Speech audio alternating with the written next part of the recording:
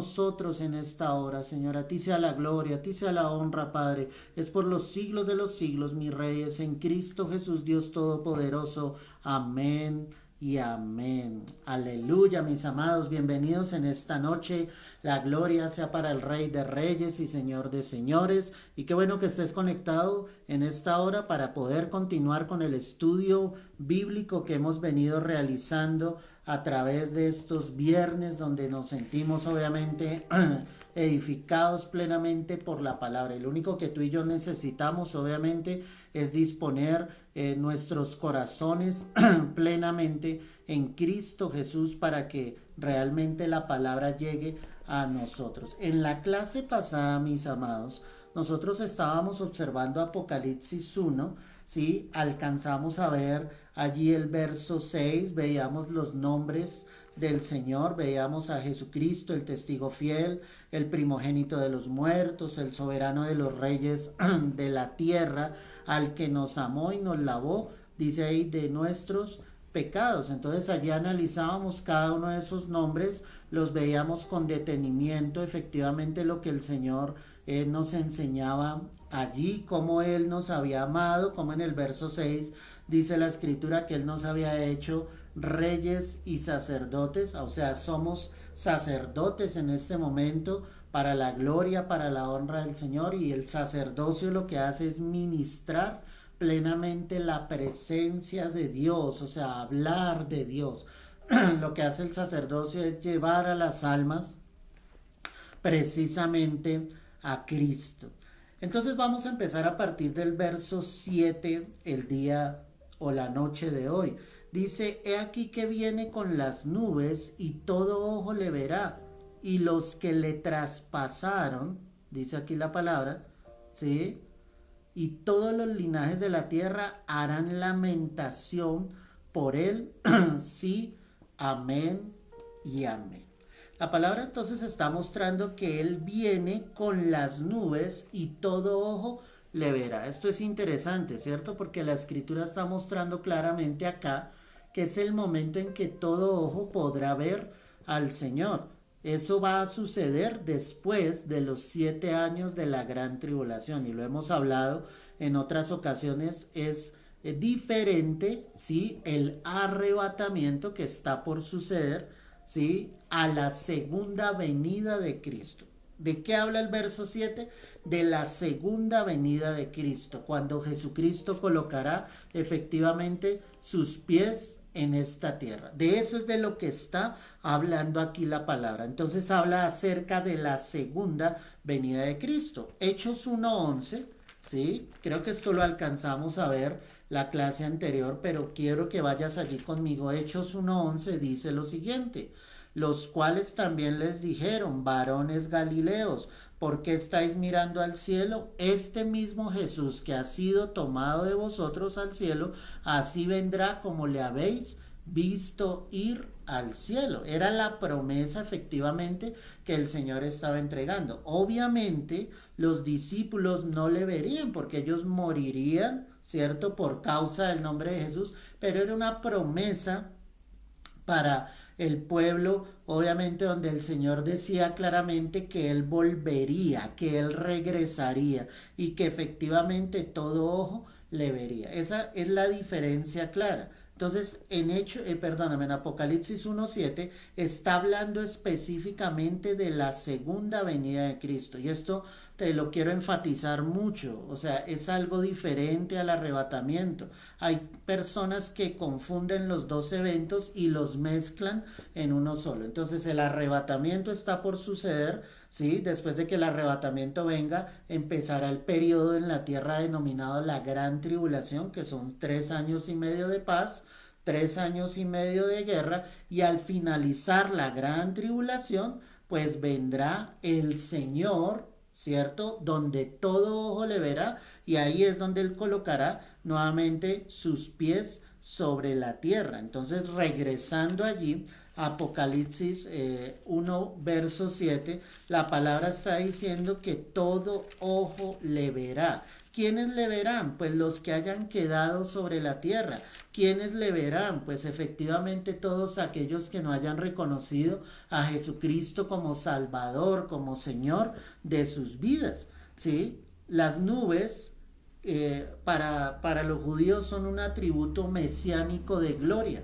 Cuando hablamos de mesianismo, hablamos acerca del Mesías. Ellos están esperando efectivamente a que regrese el Mesías, porque no han reconocido que Cristo Jesús es efectivamente el Mesías, el Cristo prometido. Entonces las nubes para ellos son un atributo mesiánico de gloria y majestad. Indica que Cristo bajará a juzgar al mundo, ¿sí? Aquí en este evento de Apocalipsis 1:7 ya el Señor viene para juicio, para traer condenación, porque efectivamente los habitantes de la tierra no quisieron recibir el amor de Jesucristo para poder ser salvos. Esa es la esencia, eso es lo que está dejando ver allí la palabra, ¿ok?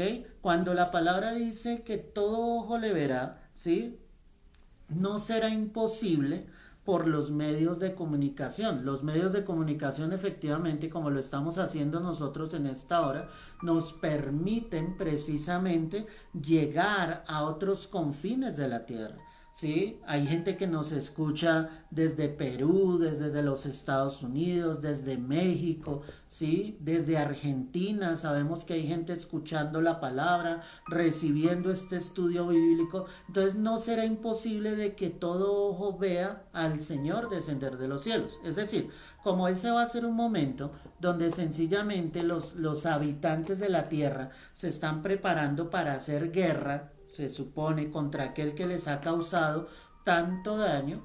Entonces ellos están esperando ese momento, los medios de comunicación van a estar atentos, la televisión, el internet, y ese evento llegará a todos los confines de la tierra. Por eso es que la palabra dice, todo ojo le verá. Esto es impresionante. O sea, en el momento en que Juan escribe esto, obviamente no sería posible que esto sucediera, pero ya en la preparación de los tiempos, definitivamente nosotros estamos viendo que es el momento en que esto puede llegar a suceder y de todos los confines de la tierra es posible que todo ojo pudiese ver, obviamente, el regreso de Jesucristo. Obviamente, vuelvo y te repito, en la segunda venida de Cristo, cuando todo ojo le verá. Daniel capítulo 7, quiero que vayas allí conmigo.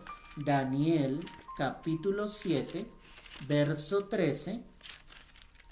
Mira lo que dice la escritura. Dice la palabra del Señor así. Miraba yo en la visión de la noche, y he aquí con las nubes del cielo venía uno como hijo de hombre que vino hasta el anciano de días y le hicieron acercarse delante de él. Y le fue dado dominio, gloria y reino, para que todos los pueblos, naciones y lenguas le sirvieran. Su dominio es dominio eterno que nunca pasará, y su reino uno que no será destruido. El profeta Daniel estaba hablando aquí acerca de Jesucristo. Y él dice que él veía en esa visión de noche, y aquí que con las nubes del cielo, es la figura que nos muestra de la segunda venida de Cristo, venía uno como hijo de hombre. ¿Cuál fue el nombre que Jesús utilizó para presentarse ante los hombres? El Hijo del Hombre. Es decir, que aquí estamos confirmando que está hablando acerca de Cristo Jesús. Dice que vino hasta el anciano de días y le hicieron acercarse delante de él, y a ese que vino, que era el Hijo del Hombre, que es Jesús, le fue dado dominio, gloria y reino, para que todos los pueblos, naciones y lenguas le sirvieran. Y ojo con esto, su dominio es dominio eterno, que nunca pasará, y su reino es uno que nunca será destruido. Qué poderosa esa palabra. Es una palabra profética, obviamente, donde el Señor muestra con claridad, ¿cierto? Que Él vendrá, que se le ha dado dominio, que su dominio es eterno, que su reino es para siempre, y ese reino efectivamente es para que el Señor venga, gobierne y venga a juzgar a los habitantes de la tierra por su pecado. Qué increíble que el profeta Daniel estuviese recibiendo esa revelación de parte del Señor. Me impresiona eso. ¿Sí? ¿Cuántos años atrás él estaba recibiendo de parte del Señor definitivamente esa luz acerca de la venida de Jesucristo por segunda vez sobre la faz de la tierra? La palabra es tan idónea. La palabra enlaza tan perfectamente en Zacarías 12, ve allí conmigo, libro del profeta Zacarías, el capítulo 12, el verso 10, allí vamos a ver otra referencia bíblica impresionante. Mira lo que dice acá la palabra. Y derramaré sobre la casa de David y sobre los moradores de Jerusalén espíritu de gracia y de oración. Y mirarán a mí a quien traspasaron. ¿A quién traspasaron? A Jesucristo. ¿Sí? Enterraron la lanza en su costado. Vuelvo y leo. Y derramaré sobre la casa de David y sobre los moradores de Jerusalén. Es una referencia directa hacia el pueblo judío. Espíritu de gracia y de oración. Y mirarán a mí, a quien traspasaron, y llorarán como se llora por hijo unigénito, afligiéndose por él como quien se aflige por el primogénito. ¿Quién es el unigénito de Dios? Nuestro Señor Jesucristo. El profeta Zacarías entonces estaba hablando acerca de Cristo, acerca de la venida del Señor, de cómo el pueblo judío lo miraría. ¿Me entiendes? Aquel que viene con gran gloria. Recuerda que en la clase antepasada te decía, Jesús ya vino como el Cordero de Dios para ser sacrificado. Cuando Cristo regrese y coloque sus pies en la tierra, Él vendrá como el Dios grande, como el Dios todopoderoso, como el que viene a juzgar sencillamente a aquellos que no quisieron recibir a Jesús en su corazón. Qué linda es la palabra. Cuando la palabra habla allí, ¿cierto? Los que traspasaron, yo quiero que vayas a Apocalipsis nuevamente, y esto se relaciona con lo que estamos leyendo, es claro. Apocalipsis capítulo 1, estamos analizando el verso 7. Mira lo que dice acá la palabra. Entonces dice acá la escritura, he aquí viene, que viene con las nubes y todo ojo lo verá. Y los que les traspasaron y todos los linajes de la tierra harán lamentación por él. ¿Te das cuenta? Harán lamentación por él. ¿Qué estaba diciendo el profeta Zacarías? Exactamente lo mismo. Quiero que vayas nuevamente, Zacarías 12:10. Y derramaré sobre la casa de David y sobre los moradores de Jerusalén espíritu de gracia y de oración, y mirarán a mí, a quien traspasaron, y llorarán. ¿Te das cuenta? Harán lamentación y llorarán. El pueblo judío llorará porque definitivamente no quisieron en un momento determinado aceptar que Cristo Jesús sí era el Mesías verdadero. Recuerda que el tiempo de la gran tribulación es un tiempo de trato específico para el pueblo judío, para que ellos puedan hallar finalmente su salvación. El tiempo para la salvación de los gentiles, que son los demás pueblos de la tierra, es ahora. El periodo de la gracia es ahora. ¿Y cuándo termina el periodo de la gracia? Cuando Cristo venga, ¿cierto? Entre las nubes en el arrebatamiento para que la iglesia sea llevada. Ahí terminará la gracia.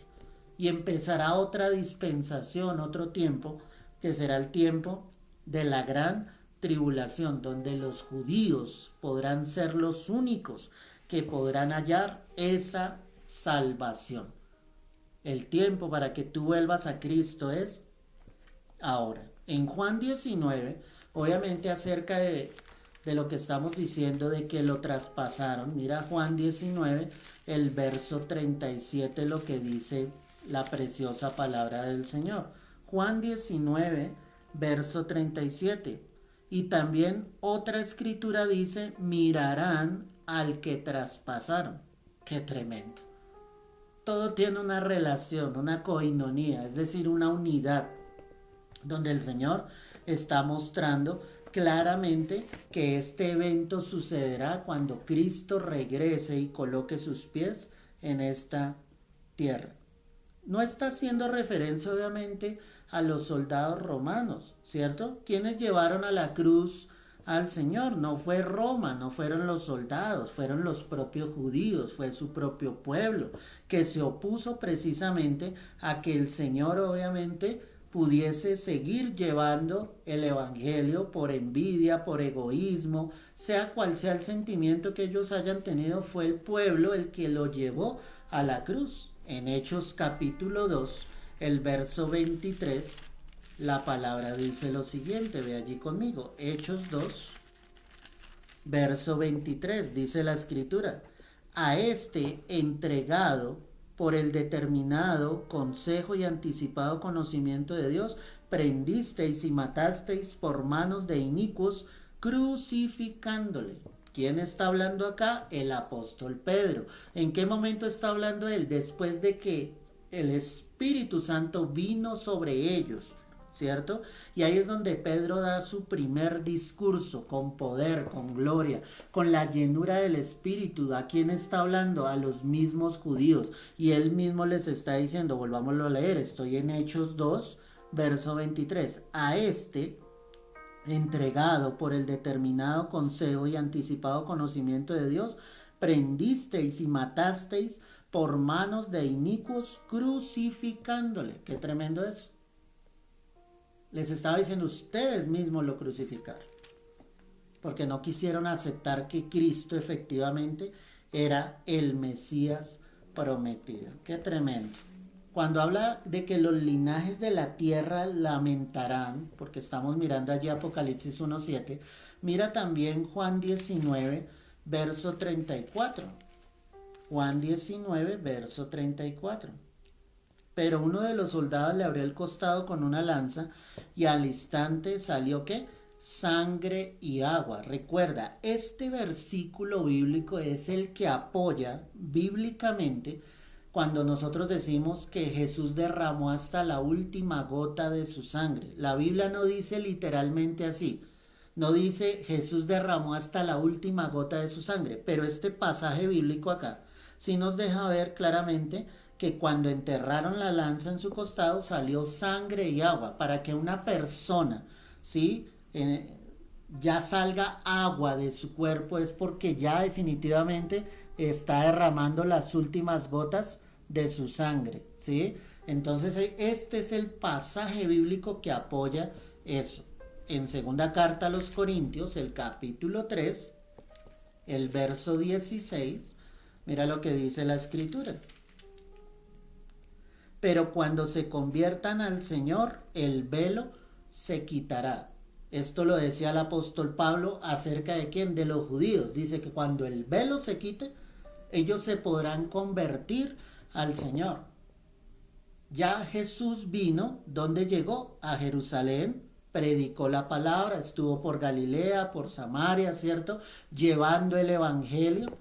Pero los judíos no quisieron reconocer el evangelio, no quisieron reconocer a Cristo como el Mesías verdadero. En el tiempo de la gran tribulación, cuando el velo definitivamente sea quitado, muchos se convertirán al Señor, muchos volverán definitivamente su corazón a Dios. Y esperamos en el nombre del Señor que sean muchos los que puedan proceder al arrepentimiento, porque el deseo del corazón de Dios, iglesia, es que todos seamos salvos, pero depende del hombre. Ya el Señor hizo la obra en la cruz y lo único que nosotros necesitamos obviamente es que muchos más puedan creer en el nombre de Cristo Jesús.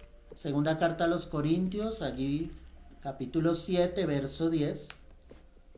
Estamos hablando de esos linajes que harán lamentación, porque la tristeza que es según Dios produce arrepentimiento para salvación, de que no hay que arrepentirse, pero la tristeza del mundo produce muerte. Alguien que realmente ha llegado a los pies de Cristo, ¿sí? Lo que muestra acá la palabra, no siente un arrepentimiento por el mundo, no extraña el mundo, no extraña lo que hacía en el mundo. Te lo voy a explicar claramente este versículo porque es que este pasaje bíblico es determinante. Dice, la tristeza que es según Dios produce arrepentimiento para salvación. Es decir, que cuando hay alguien que realmente ha llegado a los pies de Cristo, esa persona tiene un arrepentimiento genuino en su corazón y ese arrepentimiento le lleva a ser salvo. ¿Por qué? Por medio de la fe en Cristo Jesús.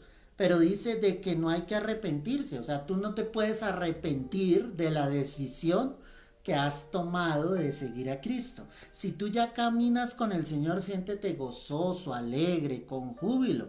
No te arrepientas de tu decisión te llevará con seguridad a la vida eterna por la fe que has colocado en el Rey de Reyes y Señor de Señores. Dice, pero la tristeza del mundo produce muerte. Esa tristeza es cuando alguien extraña sencillamente lo que antes podía hacer, si me entiendes, que estaba perdido en su maldad, en su pecado, lejos de Dios. Esa es la tristeza del mundo. Pero cuando hay un verdadero creyente, un verdadero hijo de Dios, él se goza en el Señor, él realmente está viviendo en la voluntad del Señor, se siente feliz de caminar con Dios. Por lo contrario, cuando habla la palabra que los linajes de la tierra harán lamentación, es porque el Señor ya viene como juez, ya viene a juzgar. Para nosotros hoy hay gozo, porque el gozo de la salvación está en nuestro corazón.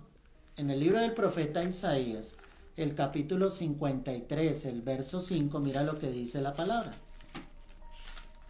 Isaías 53, verso 5. Mas él herido fue por nuestras rebeliones, molido por nuestros pecados.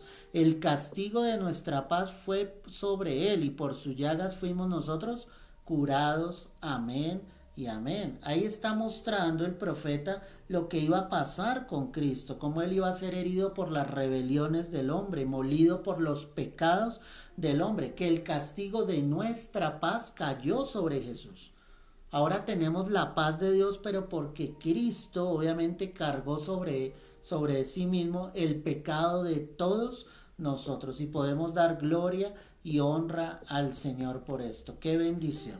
Entonces los linajes de la tierra lamentarán mientras hay una iglesia hoy en día que está gozosa por su salvación, que no siente tristeza por el mundo, sino que se goza fielmente porque el Señor está en nuestras vidas. Cuando pase esa gran tribulación y el Señor descienda con poder y con gloria y coloque sus pies en esta tierra, los linajes de la tierra lamentarán, porque vendrá el juicio de condenación. O sea, ahí es donde vendrá efectivamente, ¿sí?, el juicio ante el gran trono blanco.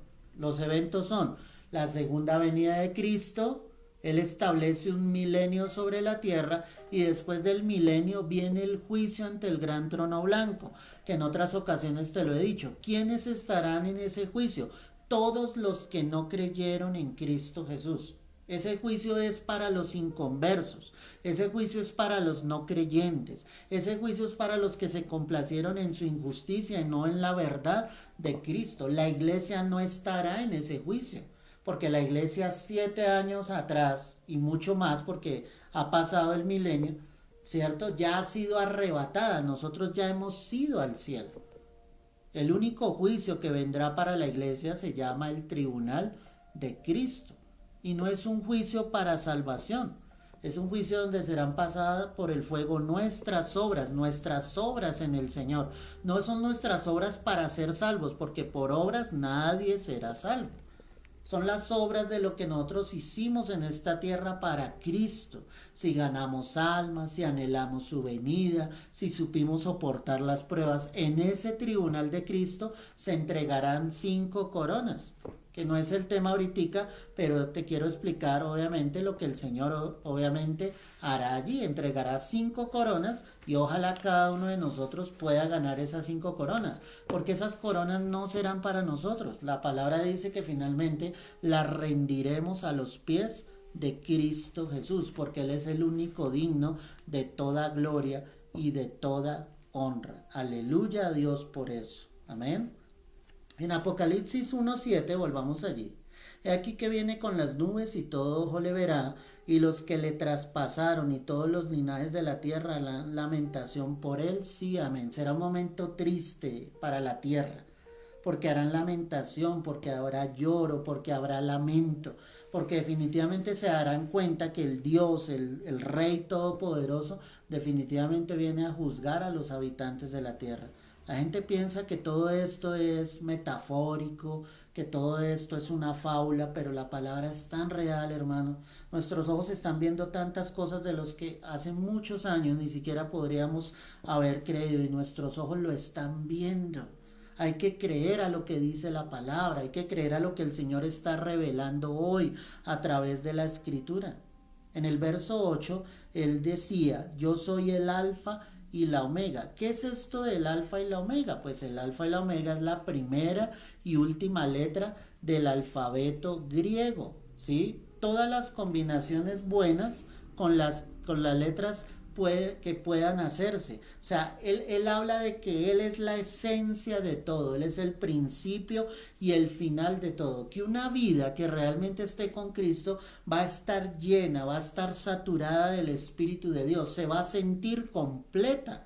Cuando nos sentimos incompletos es porque no le estamos permitiendo a Cristo morar realmente en nosotros, pero cuando Cristo realmente llega a una vida, Él es el complemento perfecto, Él es el eje, Él es la piedra angular que desecharon los edificadores, pero definitivamente cuando Cristo logra llegar a un corazón, Él lo llena absolutamente todo. Tú te tienes que sentir lleno de Dios, porque Él es el primero y el último, Él es esa alfa y esa omega. ¿Sí? Es la verdad completa y esencial que solamente es el Señor. Él es la única verdad. Muchos te pueden preguntar y te dicen, bueno, su religión, preguntan así, ¿es la verdad? No, la verdad no es la religión, la verdad es Cristo. Él dijo Jesús, el Señor dijo, yo soy el camino y la verdad y la vida. Él no dijo una posible verdad, Él no dijo una de las verdades. Jesús dijo, yo soy el camino y la verdad. Él es la verdad. Jesús es la verdad. Y es lo que tú tienes que tener consciente en tu vida. ¿Sí? No vives en una religión, no has cambiado de religión, has conocido la verdad. En otras palabras, ¿a quién has conocido? A Cristo Jesús. Gloria al Señor por esto, hermano. Pero no solamente Él dijo, yo soy el alfa y la omega, sino también dijo, yo soy el principio y fin. ¿Qué dice Génesis 1:1? Sé que lo sabes de memoria, pero lo quiero leer acá en mi Biblia. En el principio creó Dios los cielos y la tierra. En el principio, ¿qué creó Dios? Los cielos y la tierra. Ese versículo bíblico me deja ver que Dios estaba antes del principio, que Jesús estaba antes del principio, que el Espíritu Santo estaba antes del principio de todas las cosas. En el principio creó Dios los cielos y la tierra, porque Él es eterno. Él no tiene comienzo ni tendrá final. Él es antes de todas las cosas. Juan capítulo 1, verso 1, mira lo que dice acá la palabra. Y es concordante con lo que estamos explicando en esta hora. Juan 1:1, en el principio era el verbo y el verbo era con Dios y el verbo era Dios. Ese verbo es Jesucristo, ¿sí? Y dice aquí la palabra, en el principio era el verbo, es decir, Él es la palabra viva que hizo los cielos y la tierra, que hizo al hombre, que hizo toda la creación. En el principio ya estaba Dios, ya estaba el Señor.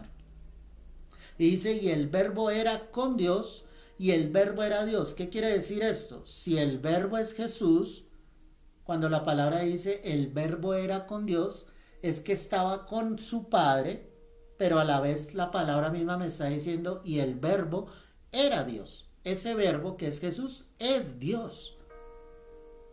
Jesús es Dios. Hay Dios Padre, hay Dios Hijo y hay Dios Espíritu Santo. Jesús es Dios. Qué bonito esto. Colosenses 1, verso 15, mira lo que dice la Escritura. Colosenses 1, verso 15. Él es la imagen del Dios invisible, el primogénito de toda creación. Recuerda que este pasaje bíblico es utilizado por una secta, ¿sí?, para decir que Jesús fue creado por el Padre, pero Jesús no fue creado por el Padre. La palabra me está mostrando es que Él es la imagen, Jesús es la imagen del Dios invisible, el primogénito de toda creación. O sea, lo mismo que leíamos en Génesis 1.1, lo mismo que leíamos en Juan 1.1, lo tenemos acá. Él es la imagen, ¿sí?, del Dios invisible, el primogénito. Él estaba antes de toda la creación. Y dice, porque en Él, en Jesús, fueron creadas todas las cosas. Ahí la palabra me está mostrando es que Jesús creó todas las cosas. Jesús no fue creado por el Padre, Jesús es creador, al igual que el Padre y el Espíritu Santo. Porque en Él fueron creadas todas las cosas, las que hay en los cielos y las que hay en la tierra, visibles e invisibles, sean tronos, sean dominios, sean principados, sean potestades. Todo fue creado por medio de Él, es decir, por medio de Jesucristo, perdóname, y para Él. Y el verso 17 rompe rotundamente que la palabra está diciendo que Jesús es creado por Dios. Y dice, y Él es antes de todas las cosas. ¿Te das cuenta? Jesús es antes de todas las cosas. Y todas las cosas en Él subsisten, es decir, el cielo, la tierra, la creación, subsiste porque Él la sostiene como Dios. Jesucristo es Dios. Gloria al Señor. Por eso cuando en Apocalipsis 1.8 el Señor está diciendo, yo soy el alfa y la omega, el principio y ¿qué? Y el fin. Jesús es el principio. Él es el principio absoluto de todas las cosas, iglesia. Entonces no podemos minimizar al Señor. Pero también la Escritura dice acá, yo soy el alfa y la omega, principio y fin, dice el Señor, el que es, el que era y el que ha de venir, el Todopoderoso. El que es, porque Cristo vive, ¿cierto? El que era, porque Él estaba desde un comienzo. Y dice, y el que ha de venir, porque Cristo prometió que vendría por su iglesia.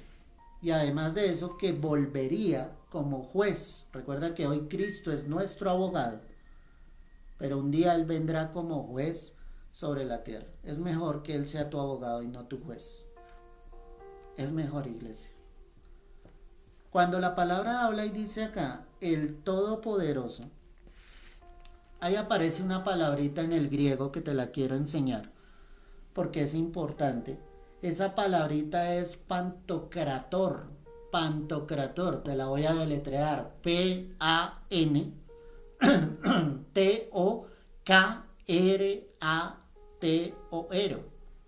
Pantocrator. ¿Qué significa ese pantocrator? Que es el dominador de todas las cosas. Eso es lo que significa ese todopoderoso, que Él domina todas las cosas. Indica el imperio y la soberanía de Jesucristo absolutos, perdóname, sobre todos los seres creados. En el libro del profeta Isaías, el capítulo 6, mira, el verso 3, dice la Escritura, y el uno al otro daba voces diciendo, Santo, Santo, Santo, Jehová de los ejércitos, toda la tierra está llena de ¿qué? De su gloria. Qué bonito eso. En esa visión gloriosa que tuvo el profeta Isaías, estando frente al trono de Dios, él veía cómo los serafines le cantaban al Señor y le decían, Santo, Santo, Santo. Y además le decían, Jehová de los ejércitos, toda la tierra está llena de tu gloria. Ahí mostramos la soberanía, la majestad del Señor, cómo Él gobierna toda la tierra, todos los imperios. El Señor es el que lo hace realmente, el Señor es el que lo está obrando realmente, y gloria al Señor por eso. Cuando miramos aquí estos nombres, yo quiero enseñarte algunos de los nombres de Dios, para que tú los tengas en cuenta, para que tú te des cuenta del poder del Señor en su nombre como tal.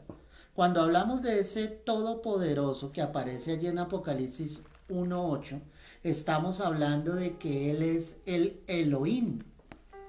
Te lo deletreo. E-L-O-H-I-M. El Elohim. Eso significa el Creador Todopoderoso. Gloria a Dios por eso. Pero otro de los nombres del Señor, Él es el Adonai. tal y como suena. El Adonai es el Señor mi gran pastor. Es ese que aparece en el Salmo 23. Entonces, no solamente el Señor, Él es el Elohim, el Dios todopoderoso, el Creador, sino también Él es el Adonai, el Señor, nuestro gran pastor. También el Señor es el Elión, te lo deletreo, E-L-Y de yuca, O-N, el Elión. ¿Qué significa el Elión? El Dios Altísimo. Todos estos nombres que te estoy mencionando aparecen a través de toda la escritura, donde Dios muestra su grandeza, donde muestra su gloria. También es llamado el Olán, te lo deletreo, O-L-A-M, el Olán. ¿Qué significa que Él es el Olán? El Dios eterno, lo que estábamos explicando ahora, que Él es principio y fin de todas las cosas. También el Señor es el Roi, te lo deletreo, R-O-I. ¿Qué significa el Roi? El Dios que me ve. Qué bonito eso. El Dios que ve absolutamente todas las cosas. Habla de la omnisciencia del Señor, que conoce todo, que sabe todo, que no hay nada oculto delante de Él. Entonces, te recuerdo lo que hemos visto hasta el momento. El Elohim, que es el Creador Todopoderoso. El Elión, que es el Dios Altísimo. El Adonai, que es el Señor, mi gran pastor. El Roi, que es el que te acabo de decir, que es el Dios que me ve. También habla del Shaddai. ¿Qué significa el Shaddai? El todo suficiente. Qué bonito ese nombre, el Shaddai. El todo suficiente. O sea, Él no necesita de nada ni de nadie. Él es el todo suficiente. Él puede con todo. Él puede hacerlo absolutamente todo, y gloria a Dios por esto. También la palabra te dejará ver en algún momento que Él es el Emanuel, que es el que encontramos en los evangelios. El Emanuel es el Dios con nosotros. Qué bonito ese nombre, porque Dios siempre va a estar contigo y conmigo. Dios nunca te va a soltar de su mano poderosa. Él es el Emanuel, siempre estará a tu lado. Uno de los nombres principales, el Yo Soy, el que aparece en Éxodo, cuando el Señor se presenta delante de Moisés y Moisés le pregunta y le dice: Señor, si yo voy al pueblo y ellos me preguntan y dicen de parte de quién voy, ¿yo qué les voy a decir? Y el Señor dijo: yo soy el que soy. Ese yo soy es el autoexistente. O sea, Él no fue formado por nadie, ¿sí? Él es antes de todas las cosas. Él es el autoexistente, el yo soy. Otro de los nombres es el Eloé, te lo deletreo, E-L-O-H-E, Eloé, el Eloé, ¿sí? De Israel. ¿Qué significa esto? El Dios de Israel. Qué bonito. El Dios de Israel, el Eloé de Israel, ¿sí? Él también es nuestro Dios, porque así como fue Dios y sigue siendo Dios para el pueblo judío, para los israelitas, también es Dios para cada uno de nosotros. Un nombre muy conocido, Él es Jehová Jireh. ¿Qué significa? El Señor proveerá. ¿Dónde lo encontramos a ese Jehová Jireh? Cuando Abraham iba a sacrificar a su hijo Isaac, ¿cierto? Y alcanzó a levantar el cuchillo para degollar a su propio hijo, pero el Señor estaba allí, le proveyó, ¿cierto?, ese cordero para ofrecer el sacrificio, y ese lugar fue llamado Jehová Jireh, el Señor proveerá. Él es tu proveedor, gloria a Dios por esto. Otro de los nombres es Jehová Mekadesh, te lo deletreo, M-E-K-A-D-D-E-S-K-H,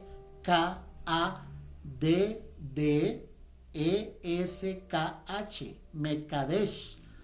¿Qué significa ese Jehová Mekadesh? El Señor santifica. O sea, nosotros no podemos lograr ser santos por nosotros mismos. Lo necesitamos a Él, que Dios obre, que su Espíritu esté en nuestras vidas para que Él día tras día nos santifique. Otro nombre muy conocido, Jehová Nisi. ¿Qué significa Jehová Nisi? El Señor es mi bandera. encontramos allí con el profeta cuando él dice que el Señor iría delante de él y levantaría obviamente bandera. Jehová Nisi, qué bonito ese nombre. Otro de los nombres, Jehová Rafa. Ese Jehová Rafa significa el Señor sana. Aleluya. Cuando llega la enfermedad, cuando llega el quebranto, cuando llega el dolor, tú puedes rogar a Dios y decirle, Señor, tú eres mi Jehová Rafa, porque tú me sanas. Aleluya. ¿Cuántos dicen amén por eso? Gloria a Dios. Él es nuestro Jehová Rafa. Otro nombre, Jehová Roy. Te lo deletreo. R-O-H-I. Roy. ¿Qué significa Jehová Roy? El Señor es mi pastor. Amén. Gloria a Dios. Es lo mismo que David decía allí en el Salmo 23 y lo podemos llevar a la similitud cuando decíamos en ese Adonai que veíamos que el Señor es mi gran Señor. David sabía que Jehová era su pastor y al decir que Jehová es nuestro pastor es que Él nos alimenta, Él nos confortará, Él nos guiará por sendas de justicia. Amén. Él es nuestro gran pastor. Entonces ese gran pastor o el Señor es mi pastor es el nombre Jehová Roy. También tenemos Jehová Shabaot o Sabaot. Te lo deletreo. S-A-B de bebé A-O-T. Sabaot. ¿Qué significa ese Jehová Sabaot? El Señor de los ejércitos. Aleluya. Porque Él pelea nuestras batallas, porque Él va delante de nosotros, porque así como lo enseñábamos esta mañana en el mensaje que entregábamos cuando Josué le decía al pueblo, el Señor peleará por vosotros. Ese es ese Jehová de los ejércitos, ese Jehová Sabaoth o Shabaoth, porque realmente Él pelea todas nuestras batallas. Otro nombre muy hermoso del Señor, Jehová Shalom. ¿Qué significa ese Jehová Shalom? El Señor es mi paz. Él es tu paz, iglesia. Él es tu Jehová Shalom. Qué bonito. Porque Él nos guardará en completa paz, como lo dijo el profeta Isaías. Él guardará en completa paz a aquel cuyo corazón en Él ha confiado. Y nosotros hemos confiado en Dios. Por eso tenemos a la paz de Dios. Tenemos ese Jehová Shalom en nuestras vidas. Otro nombre, Jehová Shammah, te lo deletreo, S-H-A-M-M-A-H,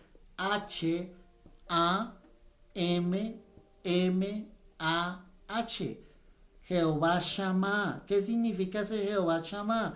El Señor está presente, el Señor es mi compañero, gloria a Dios. Él es tu compañero, Él siempre está presente, Él es tu Jehová Shammah. Cuando tú te llegues a sentir solo por algún momento, por alguna circunstancia en tu vida, dile, Señor, tú eres mi Jehová Shammah, tú eres mi compañero, tú eres ese fiel amigo, tú eres el todo en todo y estás presente en mi vida. Él es tu Jehová Shammah. Y finalmente, Jehová Sidkenu. ¿Qué significa este Sidkenu? Y te lo deletreo. T-S-I-D-K-E-N-U.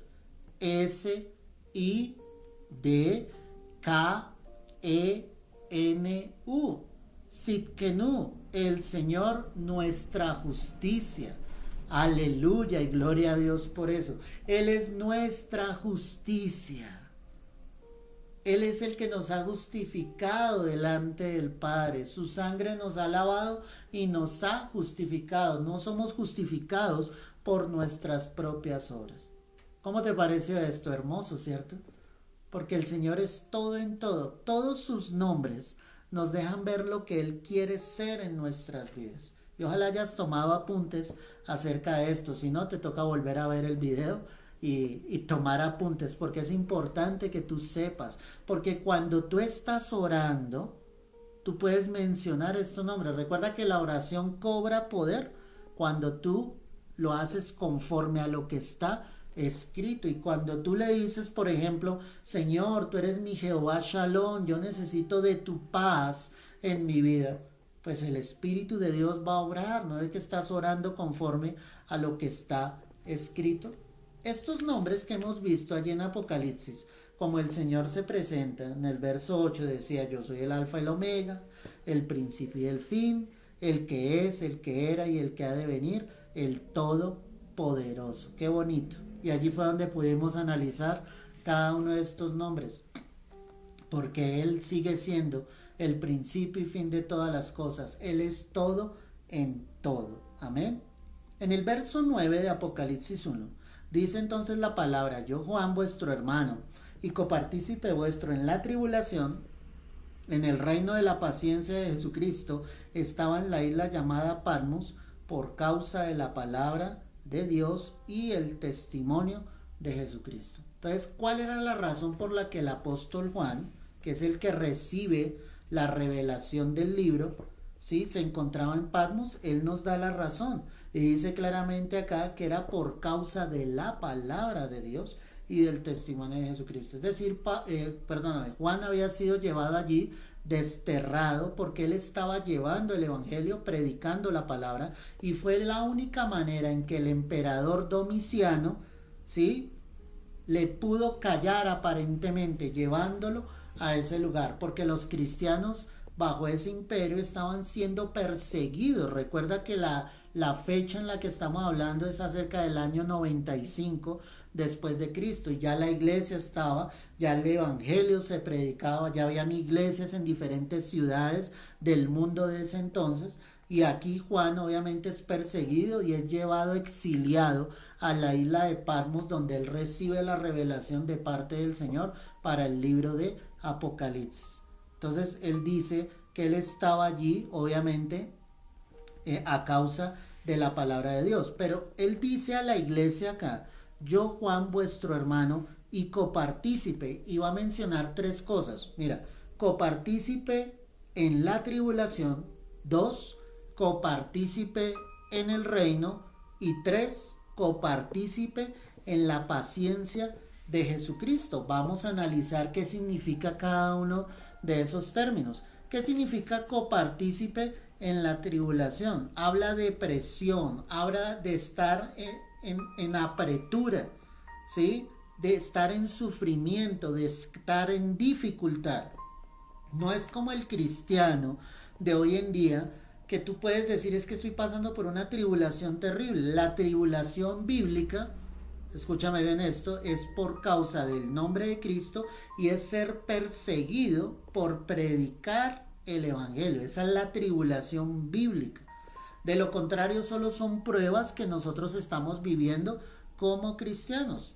Si tú no estás siendo perseguido, encarcelado por predicar la palabra, por ser creyente, tú no estás en tribulación. ¿Me entiendes? La tribulación de la que habla la palabra, de la que habla acá Juan, de la que habla el apóstol Pablo en varias de sus cartas, que eran perseguidos, ¿cierto? Cuando él dice perseguidos pero no desamparados, era porque los perseguían por creer en Cristo y por predicar el evangelio de nuestro Señor Jesucristo. Qué impresionante. Entonces, habla de presión, de sufrimiento, de dificultad. Son padecimientos por la fe cristiana. Cuando hay gobiernos opresores que persiguen a los cristianos, que los llevan a la cárcel, que los matan aún en el Medio Oriente, que hay persecución para los pastores, para el creyente, en China aún, hermano, que persiguen a los creyentes, a los cristianos. Ahí esa es una verdadera tribulación. Cuando esta palabra aparece, hay dos palabritas en el griego que podemos mirar acá. Una es tribo, T-R-I-B-O, tribo. Ese tribo significa trillar. Imagínate lo que significa trillar. Trillar es destruir totalmente. Qué impresionante esa palabra. La otra palabrita que aparecería sería tilbo. Te la deletreo: T-H-I-L-B-O, tilbo. ¿Qué significa ese tilbo? Apretar, estrechar, angustiar. De esa manera se sentía Juan y la iglesia, se sentían perseguidos, era una persecución terrible.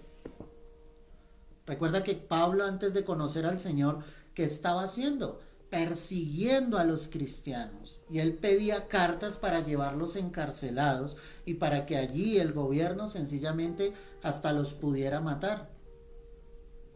La iglesia puede que esté siendo perseguida, pero no en muchos lugares realmente la iglesia está pasando por esa tribulación de la que habla acá la palabra. Cuando él dice entonces, yo Juan, vuestro hermano y copartícipe vuestro en la tribulación. Recuerda que Juan a quien le escribe a las 7 iglesias y le dice, soy copartícipe de ustedes en la tribulación, porque todos estamos siendo perseguidos por causa del nombre de Jesucristo. Pero también fue copartícipe, y es la segunda característica, en el reino. ¿Qué quiere decir esto? Habla de un atributo de realeza, el hecho de poder pertenecer a ella, a esa realeza. Entonces cuando él dice, yo también participo en el reino, es que Dios nos ha dado la bendición, obviamente como lo dice la escritura, de ser reyes y sacerdotes.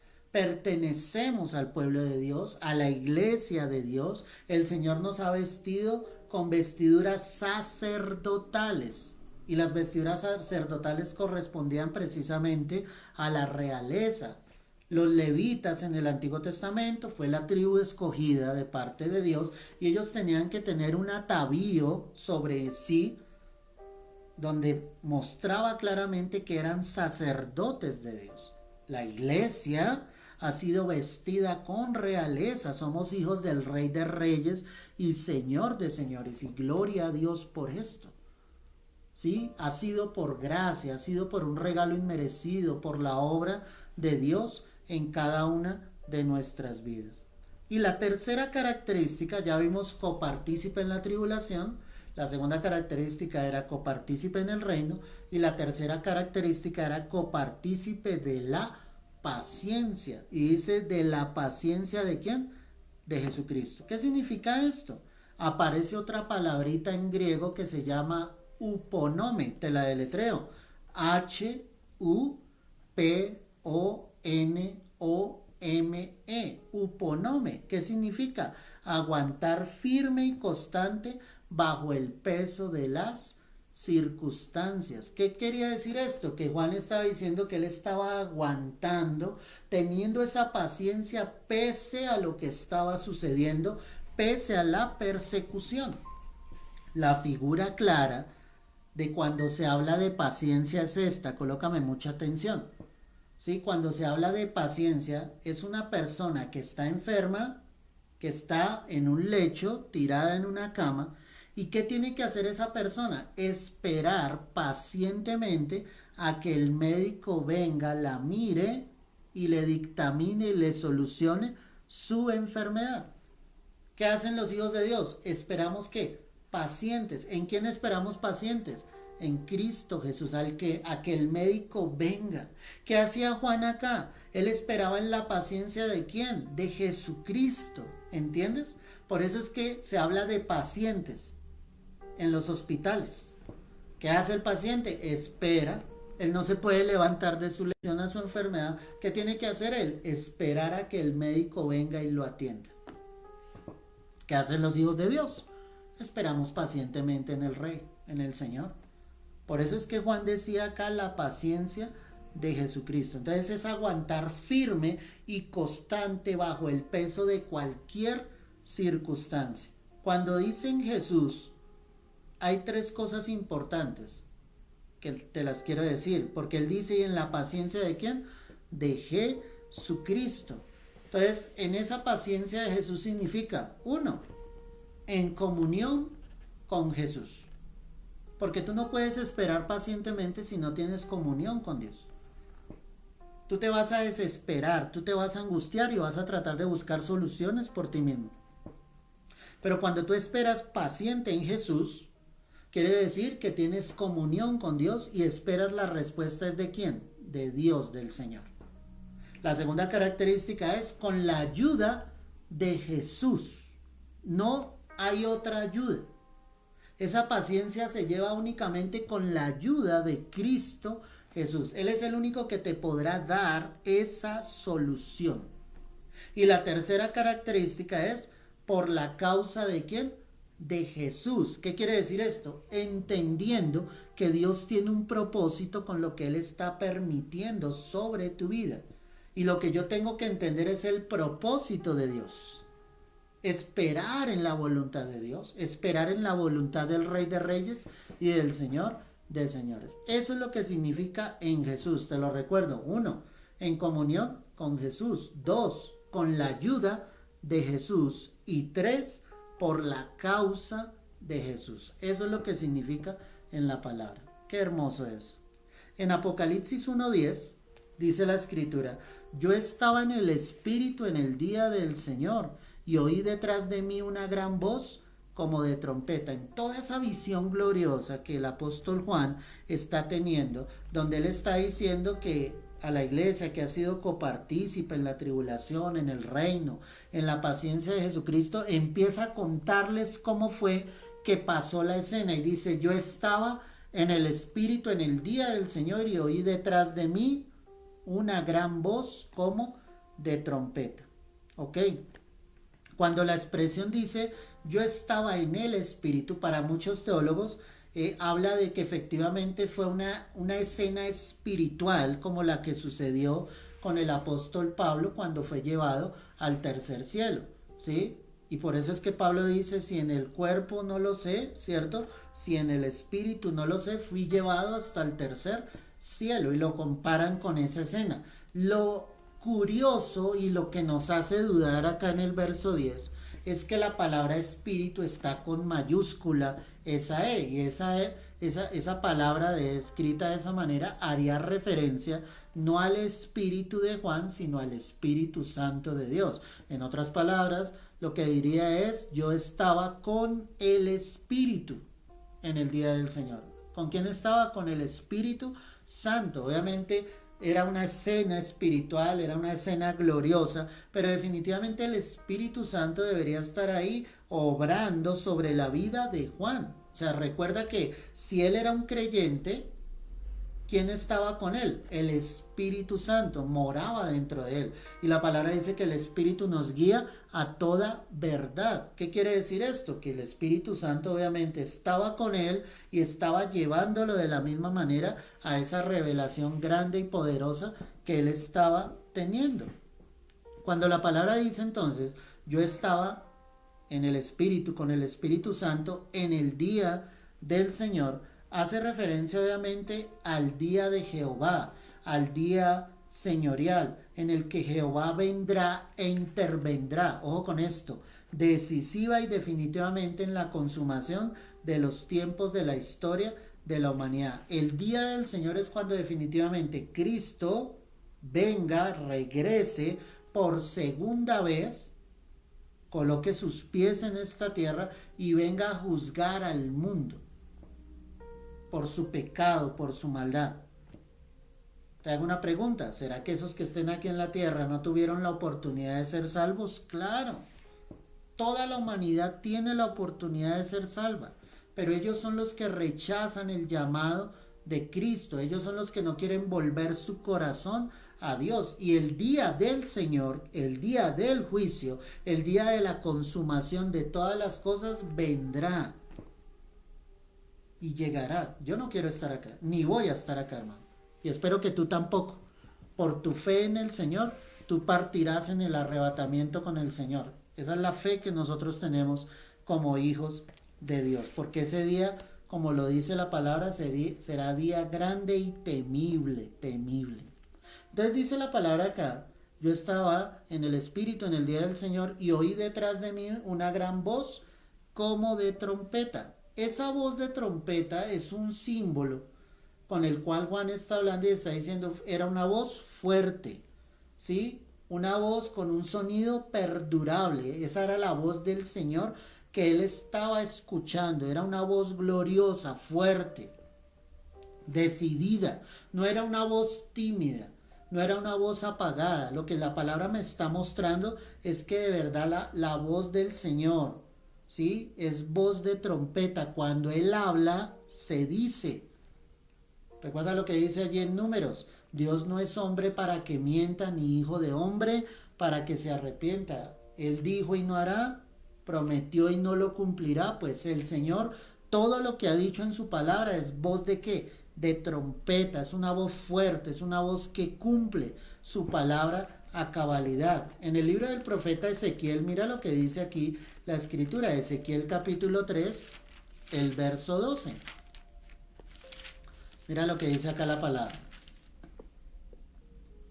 Y me levantó el espíritu y oí detrás de mí y oí detrás de mí una voz de gran estruendo que decía: bendita sea la gloria de Jehová desde su lugar. ¿Te das cuenta que acá aparece muy similar a lo que estamos leyendo aquí en Apocalipsis? Dice: y me levantó ¿quién? El espíritu.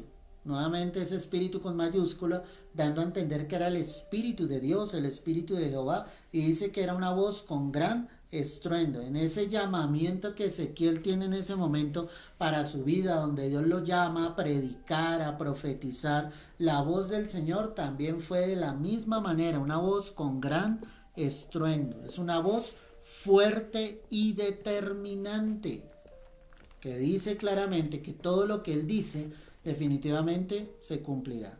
Apocalipsis 1:11, que decía, y repite nuevamente, este ya lo analizamos: yo soy el alfa y la omega, el primero y el último. Escribe en un libro lo que ves y envíalo a las 7 iglesias que están en Asia, a Éfeso, Esmirna, Pérgamo, Tiatira, Sardis, Filadelfia y Laodicea. Algunos pensarían que esas eran las únicas iglesias que había en ese tiempo, pero no eran las únicas. Ya el evangelio se había extendido grandemente, ¿sí? ¿Por qué Dios quiso enviar este mensaje a estas 7 iglesias? Era sencillamente un símbolo para las demás iglesias en otras ciudades, ¿cierto? Donde se hubiese sembrado el evangelio, para que los demás vieran lo que habría de suceder. Estas iglesias solo era el ejemplo de lo que estaba pasando en cada una de ellas, que posiblemente estaba sucediendo en otras iglesias. Lo mismo que pasa hoy en día. Estas 7 iglesias son ejemplo para nosotros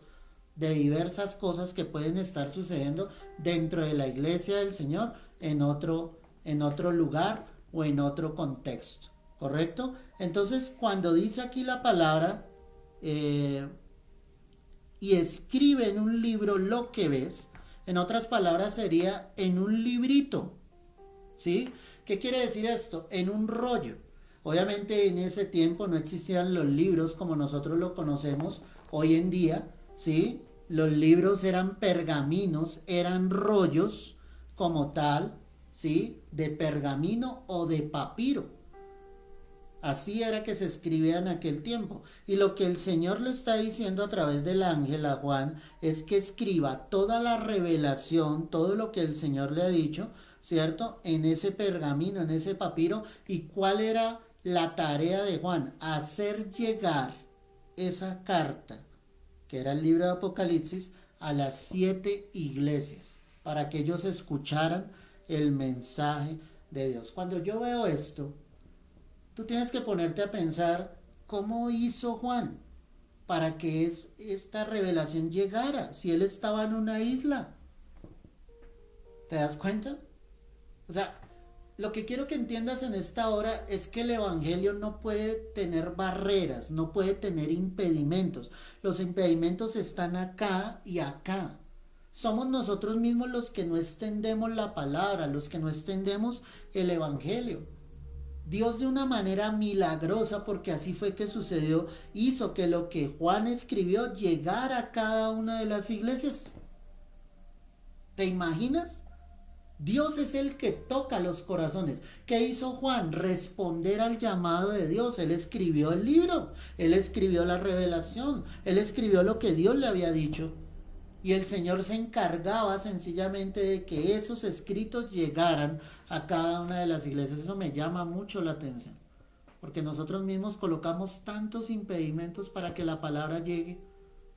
Colocamos tantas excusas, le decimos al Señor: no estoy preparado, aún no es el tiempo, Señor, siento que no tengo conocimiento en tu palabra. No, Dios lo que quiere es un corazón dispuesto que Él pueda usar. La mayoría de ellos tal vez no eran preparados, de los apóstoles, pero Dios los tomó y los usó grandemente porque sus corazones estaban listos, estaban dispuestos realmente a recibir del Señor, y gloria a Dios por eso. Qué bendición tan grande. sea, tú no puedes colocarte barreras. Necesitas realmente que la palabra fluya, que corra, sea un instrumento en las manos de Dios para que la palabra llegue a muchos.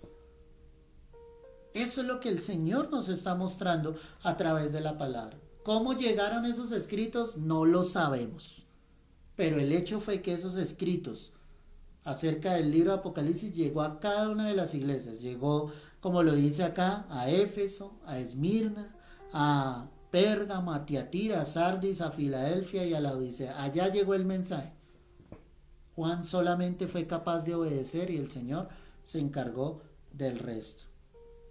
En Apocalipsis 1:12 dice lo siguiente: y me volví para ver la voz que hablaba conmigo, y vuelto vi 7 candeleros de oro. ¿Qué vemos aquí? Dice 7 candeleros o 7 candelabros, y no un candelabro como encontramos en el Antiguo Testamento en el lugar santo. En el lugar santo había un candelabro con 7 lamparillas que alumbraban ese lugar. Pero lo curioso acá es que la palabra dice 7 candelabros. Esos 7 candelabros simbolizan las 7 iglesias, ¿cierto? Cada uno de esos candelabros tenía sus 7 lamparillas, como estaba ese candelabro en el lugar santo. Solo para que lo anotes allí en Éxodo 25, el verso 31 al 40, habla de la menorá. Ese menorá es el candelabro para los judíos, con sus 7 nerot de aceite. Te lo deletreo: menorá y nerot para que lo anotes. M-E-N-O-R-A-H. Menorá o menora, ¿sí? Con sus 7 nerot. Te deletreo nerot. N-E-R-O-T-H. ¿Qué quiere decir esto? Es el símbolo de lo que el Señor quería. ¿Qué quiere Dios de la iglesia? Que la iglesia sea luz. Cada una de esas 7 iglesias tenía que ser luz, pero te cuento algo: ellos no tenían su luz propia, así como el candelabro no tiene una luz propia. El candelabro necesita del aceite. La iglesia necesita del Espíritu Santo en nuestras vidas para poder alumbrar en medio de las tinieblas. ¿Quién alumbra al mundo? La iglesia. La iglesia es la que debe alumbrar. ¿Cómo alumbra? A través de cada uno de sus hijos. ¿Qué debe haber en sus hijos? El Espíritu Santo y la llenura del Espíritu Santo. Eso es lo que la iglesia necesita. La luz no brilla con luz propia. Si en la iglesia no está el Señor, si en la iglesia no está el Espíritu, la luz no va a resplandecer en medio de las tinieblas. Juan capítulo 8, verso 12 lo deja ver claramente. Mira lo que dice acá la escritura. Y allí vamos a terminar. Juan 8, verso 12. Dice la preciosa palabra del Señor. Otra vez Jesús les habló diciendo: yo soy la luz del mundo. El que me sigue no andará en tinieblas, sino que tendrá la luz de la vida. Si Él dice que Él es la luz del mundo, y dice que todo aquel que le siga no andará en tinieblas, sino tendrá la luz de la vida, en otras palabras, ¿quién está en esa persona? Jesucristo. El que tenga Cristo tiene la luz de la vida, que es Cristo. La iglesia debe ser luz en medio de las tinieblas. Y finalmente, Juan capítulo 5, verso 35. Mira lo que dice acá la escritura. Juan 5, 35. Jesús les dijo: yo soy el pan de vida, ¿cierto? Juan 5, 35. Perdón, no, estoy leyendo Juan 6. Juan 5, 35. Él era antorcha que ardía y alumbraba, y vosotros quisiste regocijaros por un tiempo en su luz. Esto lo está hablando Jesús, y lo está hablando acerca de Juan el Bautista. Y acerca de Juan el Bautista, ¿qué decía el Señor? Juan el Bautista era antorcha que ardía y alumbraba. Y le decía al pueblo, a los fariseos, le dice: ustedes quisieron regocijaros por él en un tiempo, en la luz que él traía. ¿Y qué luz traía Juan el Bautista? Era la luz de Dios en su vida. Es decir, la luz es lo que marca la diferencia. Y para que marque la diferencia, Cristo tiene que estar en un corazón, para que nosotros realmente seamos luz. Cuando en Apocalipsis 1, entonces allí que es el verso que analizamos, en el verso 12, y me volví para ver la voz del que hablaba conmigo, y vuelto vi 7 candeleros de oro. Esos 7 candeleros de oro tipificaban entonces las 7 iglesias a las que Juan les estaba enviando el mensaje. Necesitamos ser luz, iglesia. Luz. Cuando yo te digo luz, es reflejar el amor de Dios, es predicar la palabra de Dios, es traer a otros a los pies de Cristo, es ganarlos para Cristo con amor, ¿siente? Con necesidad, con dolor, viendo un mundo que se está perdiendo. Ahí somos luz. No es una iglesia encerrada en 4 paredes. Es una iglesia que glorifica a Dios, que permite que el Evangelio llegue a muchas vidas, que con amor comparte, que lo que Dios bendice tú también bendices a otros. Esa es la luz que brota y brilla en cada uno de nosotros. Que las tinieblas apaguen las mismas, que las tinieblas sean apagadas por la misma luz de Cristo que mora en nuestros corazones. Así que vamos a orar en esta hora y a darle gracias al Señor por todo lo que nos ha enseñado en esta noche. Padre, yo quiero darte gracias en este momento. Tú eres el principio y el fin de todas las cosas. Tú eres el alfa y la omega. Tú eres el Dios todopoderoso, Señor. Como tú lo nos has enseñado, Señor, en esta noche. Tú eres nuestro Adonai, el Señor, nuestro gran Señor. Señor, tú eres el Elión, el Dios altísimo, el Elohim, el Creador todopoderoso, el Olán, el Dios eterno, el Roy, el Dios que nos ve, el Shaddai, el todo suficiente. Tú eres el Emanuel, el Dios con nosotros, el yo soy, el que es autoexistente, el Elohe Israel, el Dios de Israel, Señor. Tú eres nuestro Jehová Jireh, nuestro proveedor, Señor, nuestro Mekadesh, que nos santifica día a día, nuestro Jehová Nisi, el Señor que es nuestra gran bandera, nuestro Jehová Rafa, el que nos sana, Señor, nuestro Jehová Roy, Señor, que eres nuestro buen pastor, nuestro Jehová Shabaoth, el Dios de los ejércitos, el Jehová Shalom, porque tú eres nuestra paz, Señor, nuestro Jehová Shammah, porque tú estás presente en nuestras vidas, porque tú eres nuestro fiel compañero, Señor, nuestro Jehová Tzidkenu, porque tú eres nuestra justicia, tú eres el todo en todo.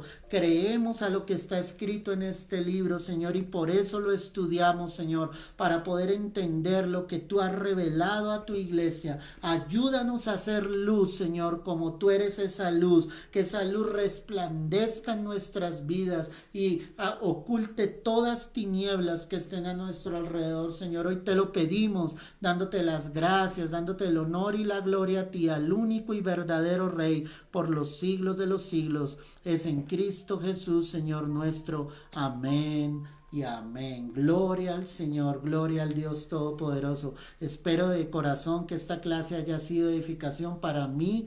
Lo ha sido, hermano. De verdad que Dios nos revela grandes cosas a través de su palabra. Que sigas estudiando la palabra. Si quieres recordar algo de lo que hemos estudiado en esta clase, sabes que allí en la red va a quedar obviamente la transmisión para que lo estudies nuevamente y también para que lo compartas con otros y sigas invitando a otras personas, ¿cierto? Para que reciban del mensaje, del evangelio y sigamos siendo plenamente edificados.